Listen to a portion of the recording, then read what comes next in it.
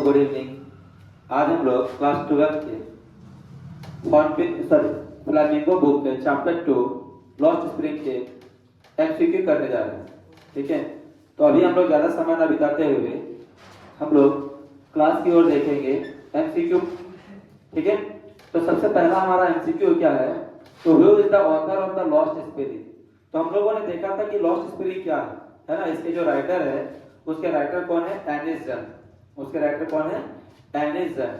और एनिस जन जो थे वो कहाँ के निवासी थे, वो राउरकेला के थे। उनकी जो पढ़ाई लिखाई हुई थी हैदराबाद से हुई थी और फिर बाद में वो जो है अमेरिका शिफ्ट हो गए। ठीक है, उनके पापा मम्मी दोनों जो है राइटर हुआ करते थे, इसीलिए उन्होंने भी जो है कुछ दिन राइटर का काम किया। इसके बाद फिर वो इंडिया आए और फिर वो राइटर बने। देखते हैं आगे। तो यहाँ पे हमारा फर्स्ट क्वेश्चन क्या है, who is the author of the lost spirit, यानी कि लॉस्ट स्पिरिट के ऑथर कौन है, इसके राइटर कौन है। तो हमारे पास ऑप्शन है, option number A Sudha Murthy, option B James Bond, option C Arundhati Roy और ऑप्शन डी एनिस जन। तो जैसे कि अभी हम लोग देखे कि इसके जो राइटर है, इसके राइटर का नाम है एनिस जन। ठीक है, ऑथर और राइटर एक ही होते हैं। इसके जो राइटर है कौन है, एनिस जन। नेक्स्ट क्वेश्चन हम लोग देखेंगे, this story is an exert from which book of the author, यानी कि ये जो कहानी ली गई है कौन से बुक से ली गई है। ये बुक, ये जो स्टोरी हम लोग पढ़ रहे हैं लॉस्ट स्पिरिट, ये कौन से बुक से ली गई स्टोरी है। तो हम लोग देखेंगे यहाँ पे ऑप्शन नंबर ए में है lost spirit the stolen childhood, option B है अनवेलिंग इंडिया, ऑप्शन सी है ब्रेकिंग द फ्लावर्स और ऑप्शन डी है नन ऑफ दिस, है ना। तो जैसे कि हमारे बुक में मेंशन किया हुआ है कि ये स्टोरी कहां से ली गई है, तो लॉस्ट स्पिरिट, है ना, द स्टोलन चाइल्डहुड से, द स्टोलन चाइल्डहुड। सॉरी, यहाँ पे हमने लिखने में मिस्टेक किया, the stories of stolen childhood होगा। ठीक है, the stories of stolen childhood, the stories of stolen childhood. ठीक है, तो इसका सही आंसर क्या होगा, the stories of stolen childhood से। ठीक है, थर्ड क्वेश्चन है, what does the author analyse in the story, है ना। हमारे जो ऑथर है वह इस स्टोरी में क्या एनालाइज करते हैं, क्या एनालाइज करते हैं। तो ऑप्शन देखेंगे हम लोग, ऑप्शन नंबर ए है poor children and their exploitation, है ना, गरीब बच्चे और उनकी बर्बादी, यानी कि समय से पहले वे लोग काम धाम करने लग जाते हैं, उससे उनकी क्या होती है, शिक्षा में असर पड़ता है। तो दूसरी बात ये है कि सेहत खराब हो जाती है ना। तो यहाँ हम लोग देखेंगे what does the author analyse in the story, यानी कि हमारे ऑथर जो है इस स्टोरी में क्या एनालाइज कर रहे हैं। तो क्या एनालाइज कर रहे हैं, poor children and their exploitation, option B है गार्बेज, ऑप्शन सी है rich people and option D his job. तो इसका सही आंसर क्या हो जाएगा, option number A poor children and their exploitation. Next question है, what forces the children to live in a life of exploitation, यानी कि बच्चे जो बर्बाद हो रहे हैं वो किन वजह से हो रहे हैं। तो हम लोग के पास ऑप्शन है, option A peers, option B grade, option C parents and option D poverty. तो याद रखिएगा, जहां गरीबी है तो गरीबी अमीरी और गरीबी जो है वह बच्चे चाहे बूढ़े चाहे बुजुर्ग किसी को जो है वो नहीं देखती है। गरीबी हर किसी को तहस नहस कर देती है, बर्बाद कर देती है। तो इसका सही आंसर क्या हो जाएगा, पॉवर्टी। ठीक है, गरीबी, यानी कि गरीबी के कारण ही बच्चे वहां पे पढ़ नहीं पा रहे हैं, और तो और गरीबी के कारण ही बच्चे क्या कर रहे हैं, जो न तो काम करने के लिए मजबूर हो रहे हैं। ठीक है, आगे हम लोग देखेंगे नेक्स्ट क्वेश्चन। इसका सही आंसर हो जाएगा पॉवर्टी। इसका सही आंसर क्या हो जाएगा, पॉवर्टी। ठीक है,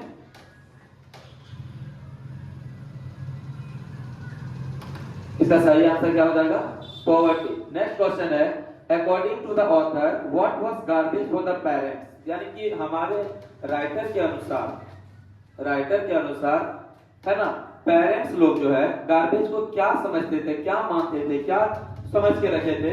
तो means of happiness, option A है आपका पास means of happiness, option B है means of survival, option C है means of hard working and next है option number D none of this.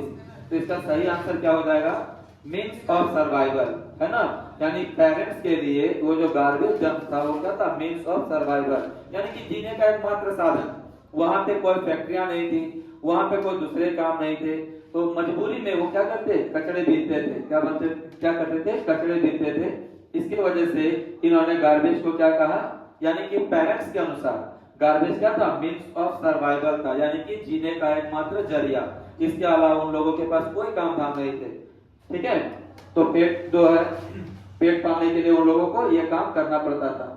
Next question देखेंगे हम लोग, according to the author what was garbage for the children. हम लोगों ने यहाँ देखा कि गार्बेज जो है पेरेंट्स के लिए क्या था। अब दूसरा हम लोग क्वेश्चन देख रहे हैं, यही गार्बेज बच्चों के लिए क्या है। ठीक है, तो यही गार्बेज बच्चों के लिए क्या है, तो हम लोग देखेंगे यहाँ पे ऑप्शन में। ऑप्शन नंबर ए है मीन्स ऑफ हैप्पीनेस, यानी कि खुशी का जरिया। ऑप्शन बी है मीन्स ऑफ सर्वाइवल, है ना, जीने के लिए जो एकमात्र जरिया होता है, ये तो बच्चों के लिए नहीं था। ऑप्शन सी है मीन्स ऑफ हार्डवर्क, है ना, बच्चों के लिए मीन्स ऑफ हार्डवर्क भी नहीं है। तो ऑप्शन डी क्या हो जाएगा इसका सही आंसर, अ वंडर, यानी एक चमत्कार। जैसे बचपन में हम लोगों को कभी अगर रास्ते में 1 रुपए 2 रुपए मिल जाते थे तो हम लोग बहुत ज्यादा खुश हो जाते थे। ये सोच के खुश होते थे कि पता नहीं, है ना, ये जादू है, कहां से मिला पता नहीं, ये चमत्कार सा, है ना। सभी को चमत्कार सा फील होता है, खास करके बचपन में। आप लोगों ने तो बहुत सारी कहानियों को देखा होगा, सुना होगा कि बचपन में हम लोग क्या करते थे, उस ड्रैगन के माथे को जो है ना क्या करते थे, तोड़ के जमीन में दफना देते थे, और अगले दिन हम लोग को लगता था कि उससे क्या निकलेंगे, पैसे निकलेंगे, यानी कि चमत्कार समझते थे। तो सेम यहाँ पे बच्चों के लिए वो जो गार्बेज था वो किसी चमत्कार से कम नहीं था, क्योंकि वहां पे कभी कभी उन लोगों को कुछ पैसे मिल जाते थे, कुछ सिक्के मिल जाते थे। ठीक है, तो बच्चों के लिए क्या होगा, अ वंडर, याद रखिएगा, बच्चों के लिए क्या होगा, अ वंडर, यानी कि गार्बेज जो था बच्चों के लिए क्या था, अ वंडर था, चमत्कार था, बच्चे बहुत खुश होते थे। नेक्स्ट क्वेश्चन है यहाँ पे, हु वाज साहेब, साहेब कौन है ना, साहेब कौन थे। तो साहेब जैसा कि किताब में हमारा मेंशन किया हुआ है बुक में कि शॉपकीपर, वो शॉपकीपर तो थे नहीं। ऑप्शन बी है a rag picker, option C है a servant, option D all of this. तो हम लोग यहाँ देखेंगे, अगर देखा जाए तो इसका सही आंसर क्या हो जाएगा, क्या होगा, अ रैग पिकर, क्या हो जाएगा, अ रैग पिकर, यानी एक कचरा बीनने वाला। ठीक है, साहेब जो थे एक कचरा बीनने वाले, रैग पिकर थे, जिसको रैग पिकर कहते हैं, कचरा जो चूते हैं, कचरा जो बीनते हैं। तो साहेब कौन थे, एक रैग पिकर थे। नेक्स्ट क्वेश्चन है, what was Saheb looking for in the garbage dumps. Saheb जो है कचरे के ढेर पे किन चीजों की तलाश में रहते, यानी कि कचरे के ढेर पे साहेब किसकी तलाश करते, किन चीजों की तलाश करते। तो आपके पास ऑप्शन है, option A gold, option B money, option C milk and option D toys. ठीक है, तो यहाँ याद रखिएगा आप लोग कि यहाँ जो गोल्ड का यूज किया गया है ये कोई सोना या धातु के लिए नहीं किया गया है, बल्कि उनके लिए हर एक चीज क्या है, गोल्ड है। जैसे मरता हुआ इंसान के लिए एक बूंद पानी जो है बिल्कुल अमृत का काम करता है, सेम उसी तरह। तो पानी तो अमृत नहीं है, लेकिन हम लोग क्या बोलते हैं, अमृत, है ना, उनका जान बचाया तो हम लोग क्या बोलते हैं, अमृत। सेम यहाँ पे ये बेचारा इतना गरीब थे कि इन्हें खाने के लिए कुछ नहीं मिलता, तो वो क्या करते हैं, यहाँ वहां किसी भी कीमती चीजों की तलाश करने लगते हैं, चाहे वो प्लास्टिक हो, प्लास्टिक की बनी सामानें हो।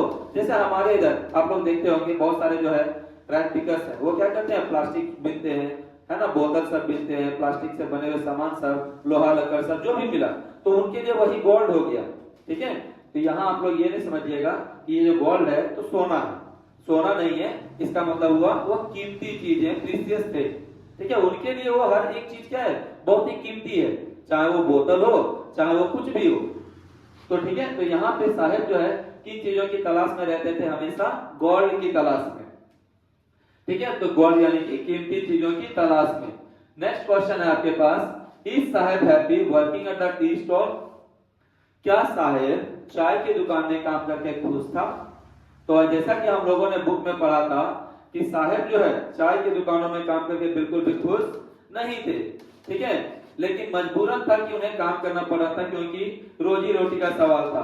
तो यहाँ आपके पास ऑप्शन भी है, ऑप्शन भी है यस ही वाज, यानी कि साहेब खुश था।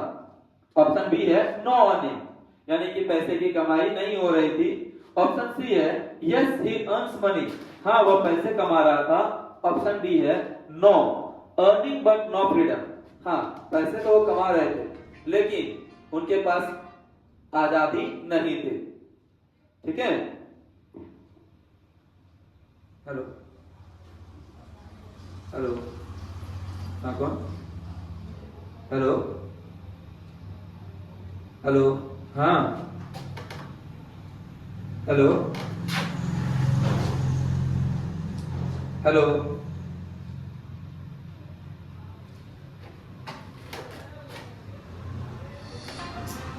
हाँ हेलो, आ रहे हैं थोड़ा देर, आ रहे हैं थोड़ा देर में, दे दो भैया को, हम आते हैं दे।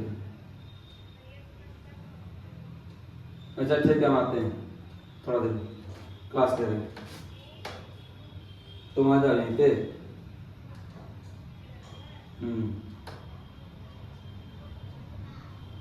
किसका नंबर है? उसी को दे दो ना, हम आके ले लेंगे। हाँ मेरा थोड़ा सा लेट हो गया। हाँ हाँ ठीक, देखो है ना, अब हम लोग देखेंगे नेक्स्ट क्वेश्चन है, is Saheb happy working the tea stall. तो आपके पास ऑप्शन है, सारा ऑप्शन है, yes he earns money, no earning but no freedom, यानी कि हाँ वो पैसा तो कमा रहा है बट वो जो आजादी थी पहले वाली, वो आजादी क्या हो चुकी है, खत्म हो चुकी है। इसका सही आंसर क्या होगा, है ना, सही आंसर क्या हो जाएगा, डी, ऑप्शन नंबर डी। यानी कि वह खुश नहीं था, पैसा तो कमा रहा था पर खुश नहीं था, क्योंकि उसकी आजादी क्या हो चुकी थी, छीन चुकी थी, खत्म हो चुकी थी। नेक्स्ट क्वेश्चन है, why did Saheb e Alam not go to school. ठीक है, यानी कि साहेब आलम जो है वह स्कूल क्यों नहीं जाता था, साहेब आलम स्कूल क्यों नहीं जाते थे। तो आपके पास ऑप्शन है नॉट इंटरेस्टेड, यानी कि साहेब को मन नहीं था। ऑप्शन बी है हैड नो मनी टू पे फीस, है ना, साहेब के पास उतने पैसे नहीं थे कि वह पैसे क्या कर सके, पे कर सके स्कूलों में, यानी कि पेमेंट स्कूल का फीस देने के लिए उसके पास काफी पैसे नहीं थे। नेक्स्ट क्वेश्चन, नेक्स्ट ऑप्शन है आपके पास option number C, wanted to go fishing, यानी वो हमेशा मछली मारने जाना चाहता था। ऑप्शन डी है नन ऑफ दिस। तो इसका सही आंसर क्या होगा, साहेब स्कूल जाना चाहता था पर उसके पास उतने पैसे नहीं थे कि वो क्या कर सके, फीस दे सके। तो इसका सही आंसर हो जाएगा हैड नो मनी टू पे फीस, है ना, उनके पास उतने पैसे नहीं थे कि वो फीस क्या कर सके, दे सके, है ना, उनके पास उतने पैसे नहीं थे कि वो पेमेंट कर दे सके। नेक्स्ट क्वेश्चन है, what is the meaning of Saheb Alam, यानी कि साहेब आलम का नाम का क्या मतलब है। तो जैसे कि हमारे बुक में दिया हुआ है, मेंशन किया हुआ है, option number A owner, option B rich man, option C lord of the universe और ऑप्शन डी है पुअर मैन। तो इसका सही आंसर क्या हो जाएगा, लॉर्ड ऑफ द यूनिवर्स, यानी कि पूरे ब्रह्मांड का स्वामी मालिक, है ना, साहेब आलम का नाम का मतलब हो गया लॉर्ड ऑफ द यूनिवर्स। चलिए नेक्स्ट क्वेश्चन हम लोग देखेंगे, क्वेश्चन नंबर 12, है ना, क्वेश्चन नंबर 12।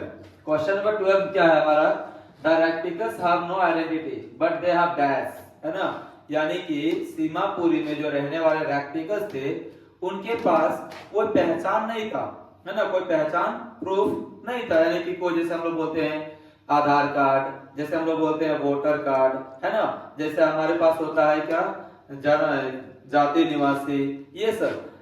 लेकिन यहाँ पे उन रेक्टिकल्स के पास कुछ भी जो है आइडेंटिटी नहीं थी, लेकिन उन लोगों के पास क्या था, सिर्फ और सिर्फ क्या था, ration card, option number C, है ना, उन लोगों के पास राशन कार्ड था और उन्हीं राशन कार्ड से उन्हें क्या मिलता, राशन मिलता। ठीक है, इसके अलावा उनके पास कोई परमिट्स भी नहीं थे, ना पासपोर्ट था और ना ही कुछ, उनके पास सिर्फ और सिर्फ क्या होते थे, राशन कार्ड। नेक्स्ट क्वेश्चन देखेंगे, what is the meaning of canister, है ना, यानी कि कैनिस्टर का क्या मीनिंग है। हम लोग देखे थे जब हम लोग टेस्ट लिए तो देखे बहुत सारे बच्चों का क्या है, गलत आंसर है। तो हम लोग देखेंगे यहाँ पे कैनिस्टर का क्या मतलब है। तो कैनिस्टर का मतलब होता है वेसल, क्या होता है उसका, वेसल, यानी कि बर्तन। ठीक है, जो स्टील का जो देखते हैं हम लोग, जिसमें हम लोग दूध लाते हैं या फिर कुछ लाते हैं। What is Saheb holding while on his way. अब यहाँ पे क्या बोला गया है कि साहेब के हाथ में क्या था जब वो रास्ते में जा रहे थे। जब वो रास्ते में जा रहे थे तब उनके हाथों में क्या था? तो ऑप्शन नंबर ए है आपके पास बैग, ऑप्शन बी है कॉइन, ऑप्शन सी है a pair of different shoes, यानी कि अलग अलग प्रकार के क्या जो जूते। आगे हम देखेंगे अ स्टील कैनिस्टर, तो उनके हाथों में क्या था? एक स्टील कैनिस्टर था, यानी स्टील के बर्तन थे, जिससे वो कहां जा रहा था? बगल वाले दूध के दुकान में, है ना। वह दूध लाने के लिए जा रहे थे, क्योंकि वह कहां काम करते थे? चाय के दुकान में। कहां काम किया करते थे? चाय के दुकान में। इसीलिए वो उसके हाथों में क्या है? अ स्टील कैनिस्टर, यानी कि उसके हाथों में स्टील का कैनिस्टर था। क्वेश्चन नंबर 14 देखेंगे, व्हाट इज क्वेश्चन नंबर 15 देखेंगे, according to author rag picking has become over the years a dash, यानी ऑथर के अनुसार ये जो रैक पिकर्स हैं वो सालों से ये काम करते आ रहे हैं, रैक पिकिंग का काम करते आ रहे हैं। तो उन लोगों के लिए रैक पिकिंग जो है क्या बन चुका है? तो इसके पास आंसर है, आंसर यहाँ पे ये होगा क्या? अ फाइन आर्ट, यानी एक अच्छी कला बन चुकी है। जैसे कि हम लोग जानते हैं प्रैक्टिस मेक्स अ परफेक्ट। अगर हर दिन वो क्या चुन रहे हैं? हर दिन वो कचड़े को ही बीन रहे हैं, तो इसका मतलब ये है कि उसे कचड़े की अच्छी परख है। ठीक है, तो वे लोग एक अच्छे कलाकार बन चुके हैं, उन लोगों की एक अच्छी कला हो चुकी है। ठीक है, तो हम लोग यहाँ पे क्या देखें? अकॉर्डिंग टू द ऑथर, यानी कि ऑथर के अनुसार रैग पिकिंग यानी कचरा बीनना, सालों से कचरा बीनना उन लोगों के लिए क्या हो चुका है? तो आंसर आपका हो जाएगा अ फाइन आर्ट। ठीक है, एक अच्छी कला। नेक्स्ट क्वेश्चन है question number 16, the squatters in Seemapuri arrived as refugees from Bangladesh in dash, यानी कि ये जो स्क्वैटर्स हैं, है ना, ये जो रेफ्यूजीज हैं वो बांग्लादेश से भारत कब आए या फिर सीमापुरी कब आए? तो बांग्लादेश से सीमापुरी कब आए? तो इसका आंसर होगा 1971 में। इसका सही आंसर क्या हो जाएगा? 1971। नेक्स्ट क्वेश्चन है, one day Saheb was seen by author watching some young men playing dash, यानी एक दिन साहेब जो है किसको खेलते हुए एक दिन जो है, एक दिन हमारे ऑथर ने साहेब को देखा। क्या देखा? कि साहेब जो है कुछ यंग मैन को खेलते हुए, है ना, कुछ यंग मैन को यानी कुछ जवान लड़कों को खेलते हुए देखा। तो साहेब कौन सा खेल देख रहा था यहाँ पे? तो कौन सा खेल देख रहा था? तो इसका सही आंसर क्या हो जाएगा? टेनिस। क्या हो जाएगा? टेनिस। आपके पास ऑप्शन है क्रिकेट, फुटबॉल, बास्केटबॉल, है ना, लेकिन इसका सही आंसर क्या होगा? टेनिस। क्योंकि साहेब एक दिन जो है वह दो जवान लड़कों को टेनिस खेलते हुए देख रहा था। और यह किसने देखा? यह एनिसन ने देख लिया कि साहेब जो है उन लड़कों को टेनिस खेलते हुए देख रहा है। नेक्स्ट क्वेश्चन देखेंगे, what is the metaphorical symbol of Seemapuri in the lesson, यानी कि इस चैप्टर में सीमापुरी को किस तरह से दर्शाया गया है?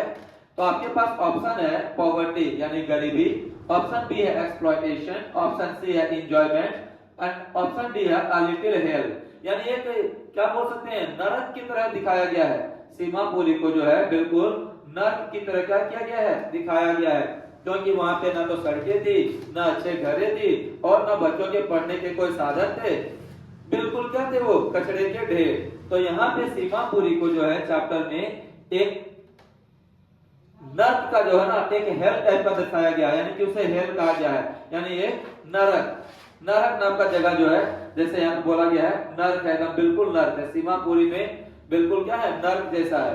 तो यहाँ पे सीमापुरी को क्या दिखाया है? A little hell. What is the means of survival in Seemapuri, यानी कि सीमापुरी में जीने का मतलब क्या है? अगर आपको सीमापुरी में रहना है तो आपको सीमापुरी में क्या करना पड़ेगा?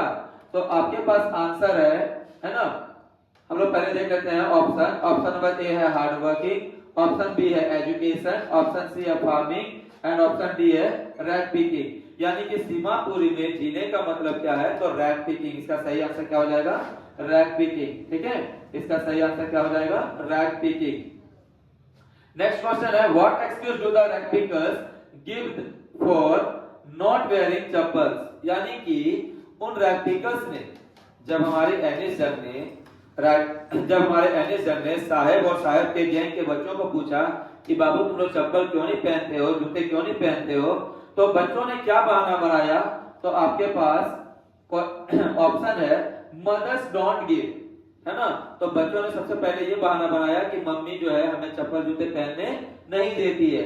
ऑप्शन बी है नॉट इंटरेस्ट, है ना, sorry no interest. Option B में कुछ बच्चों ने जाहिर किया कि है ना ये चप्पल जूता क्यों पहनना, यानी कि इच्छा ही नहीं है ना, कोई रुचि ही नहीं है चप्पल जूता पहनने में। ऑप्शन सी है अ ट्रेडिशन, हमारे राइटर को लगा ये क्या है, एक ट्रेडिशन है, परंपरा है। इसके बाद ऑप्शन डी आपके पास ऑल ऑफ दिस, तो इसका सही आंसर क्या हो जाएगा, ऑल ऑफ दिस, है ना। इसका सही आंसर क्या होगा, ऑल ऑफ दिस, क्योंकि बच्चों ने कहा कि मम्मी नहीं देती है, कुछ बच्चों ने बहाना बनाया कि चप्पल जूते क्या पहनना, तो हमारे राइटर को लगा ये क्या है, ट्रेडिशन भी है। हमारे राइटर को लगा उनकी बातों को सुनने के बाद, यानी बच्चों के बातों को सुनने के बाद राइटर को लगा कि ये क्या उनका परंपरा है ना। तो इसका सही आंसर क्या हो जाएगा, ऑल ऑफ दिस। मम्मी भी नहीं देती है, रुचि भी नहीं है पहनने में, और ये परंपरा के तहत ऐसा हो रहा है। नेक्स्ट क्वेश्चन है question number 21, why did Saheb leave Dhaka, Saheb जो है ढाका क्यों छोड़े, साहेब और साहेब के परिवार जो है ढाका को क्यों छोड़े। तो इसके पास आंसर है आपके पास because of lack of resources, यानी कि वहां पे साधन की कमी थी। ऑप्शन बी है because of lack of enough food, ठीक है, क्योंकि वहां पे भोजन की काफी क्या थी, कमी थी। ऑप्शन सी है because of friends, and option D है नन ऑफ दिस। तो क्या होगा इसका सही answer, because of lack of enough food, यानी कि वहां पे रोजी रोटी सही से नहीं चल रही थी, ठीक है। नेक्स्ट क्वेश्चन है question number 22, where was Saheb employed, Saheb कहां काम करता था, है ना। नेक्स्ट क्वेश्चन क्या है, where was Saheb employed, Saheb कहां काम करता था। तो इसका सही आंसर क्या हो जाएगा, एट द टी स्टॉल इन सीमापुरी, यानी कि साहेब जो है अब चाय के दुकानों में काम करता था, जो कि कहां पर था, सीमापुरी में। ऑप्शन बी है आपके पास एट द जींस कॉर्नर, ये तो बिल्कुल नहीं होगा। एट द स्वीट शॉप, है ना, वो तो मिठाई की दुकान में नहीं होगा। ऑप्शन डी है नोवेयर, ये भी नहीं है। आपका सही आंसर क्या होगा, एट द टी स्टॉल इन सीमापुरी, यानी कि चाय के दुकान में, है ना, सीमापुरी के चाय के दुकान में वो अपना क्या करता, काम करता था। लास्ट क्वेश्चन वो देखेंगे, name the birth place of the author, यानी कि हमारे ऑथर का जो बर्थ प्लेस है, टेनिसन का जो बर्थ प्लेस है, जन्म स्थान है, जन्म स्थान उनका कहां पर है। तो हम लोग के बुक में मेंशन किया हुआ ऑलरेडी कि उनका जो जन्म स्थान है, बर्थ प्लेस जो है वो कहां है, राउरकेला, वो कहां पे है, राउरकेला में, ठीक है, ना कि यूएसए। यूएसए में उन्होंने अपना समय बिताया है, उन्होंने पढ़ाई की वहां से, कैलिफोर्निया, ठीक है, गोड्डा, तो ये तो गोड्डा होगा ही नहीं, क्योंकि गोड्डा के कोई ऑथर नहीं है अभी फिलहाल। तो इसका सही आंसर हो जाएगा आपका क्या, राउरकेला, ठीक है। चलते हैं अगले पार्ट में, कल आप लोगों को मुकेश की पार्ट की जो है एमसीक्यू मिल जाएगी, ठीक है।